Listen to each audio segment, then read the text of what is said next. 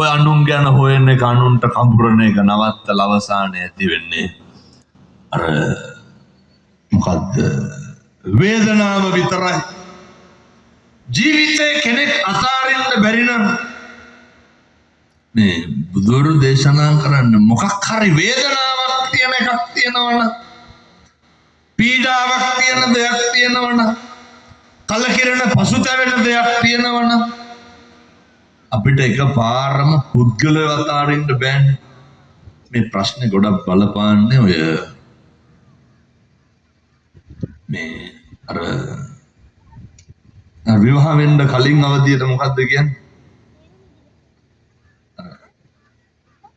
මොකද්ද කියන්නේ? ඒ කියන්නේ අපේ අමුතුරනේ දෙන්න යාළු වෙලා අන්න ඒක දන්නවා මේ අය.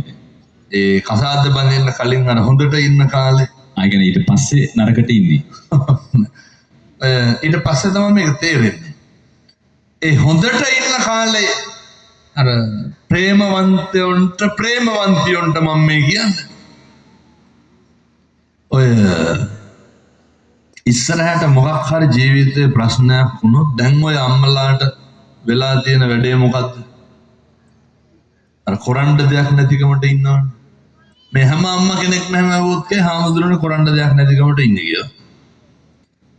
හැබැයි පුද්ගලව අතාරින්න බෑ ලේසියි. ජීවිතේ එකටම කරන්න මේ මිනිස්සුන්ගෙන් මම මේ අම්මලාටම කියනව නෙමෙයි හැම කෙනෙකුටම කියන්නේ.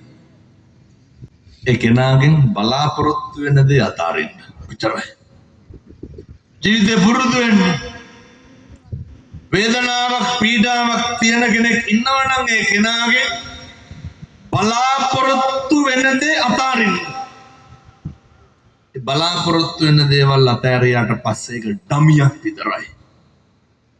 ආයේකේ ජීවයක් නැහැ. එතකොට අර මොක කෙරුවත් කමක් නැහැ කියන තැන ඉන්නේ. එතකොට හානියක් නැහැ. මම මෙහෙම යෝජනා කරන්න හේතුව මේ කනජකෙන් මාංශකෙන් පලිගන්න කලින් මේකට දුක් වේදනා දෙන්න කලින් අම්මලා පුරුදු වෙන්න තාත්තලා පුරුදු වෙන්න බලාපොරොත්තු වෙන දේවල් අතාරින්න. මොකද පින්නතුනේ මේ බලාපොරොත්තු කියන ඒවා හරි ඉක්මනට විනාශ වෙනවා, හරි ඉක්මනට නැති වෙනවා.